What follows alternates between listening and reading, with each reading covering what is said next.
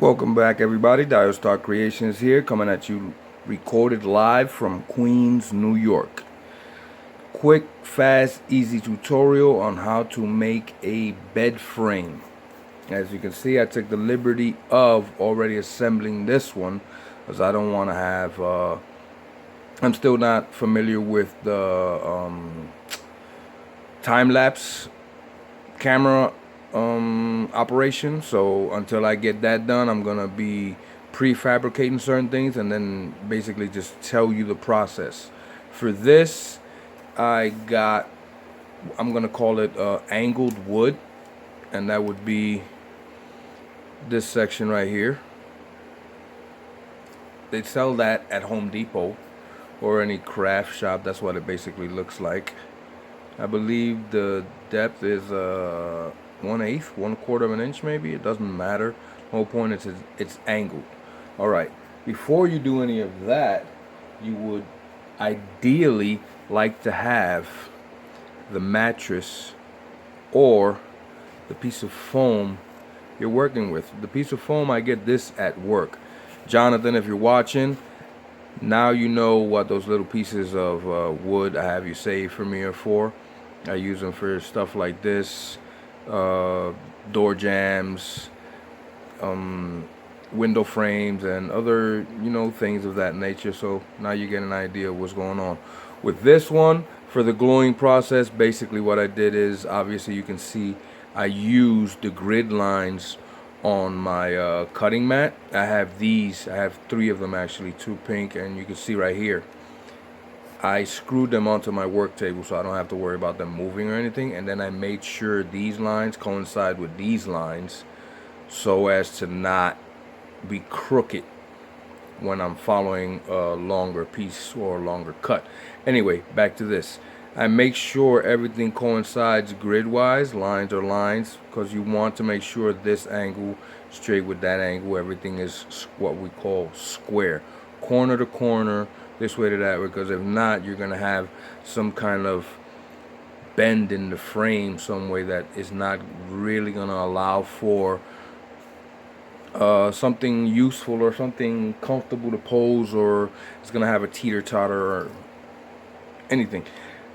But the purpose is try to get it as square as possible. Whatever length is, that's why you want to have the piece of either foam or mattress. I got this on eBay. 112 miniatures or 112 furniture. They have a lot of different stuff on eBay. You'd be surprised what you find with different keywords, playing with search words and things of that nature. You see the crazy glue here because the initial glue part, to have a very tight, very perfect, sturdy bond, I put a drop of crazy glue. I always put this end and this end first. The backboard, the headboard, we're not playing basketball. The headboard is flush to it. This is what it looks like from the bottom. Alright, and then once I put everything in place, again, we're using the grid to make sure this is square. But what I did was I used my combination square, my carpenter square, and I took the back off to make sure I had a 90-degree angle. What I did with this was I put the clamp on it. Make sure it's sturdy, and then I had to prop it up so the clamp, because the weight of the clamp bobs and weaves. But as you can see, the process here is coming along pretty decently. You can use popsicle sticks for that. You buy a box of 1,000 if you don't have co-workers and you don't have the ability to just snatch some random wood up. This can be any size you're specifically comfortable with when you're building your diorama, your props. The purpose of my video is just basically to give you the idea. If you can make it better, more power to you. If you can learn even to make it simple, this is not what, never compare yourself to somebody else, because I heard this said once, the sun shouldn't compare itself to the moon. The moon shines when it's its turn to shine. They both shine equally when it's their turn to shine.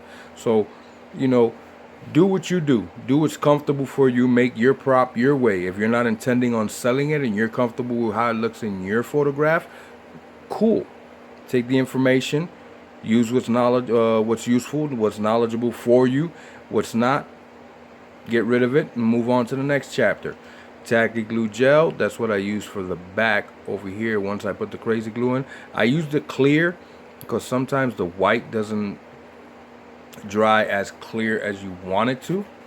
Once that is already dried up, you bring this, put that in there, and boom. All right, Dire Star Creations signing off. Queens, Bayside, Harlem, Spanish Harlem, East Harlem, West Harlem, Brooklyn, Bronx, all other boroughs. Love y'all. Thanks for stopping by. Peace.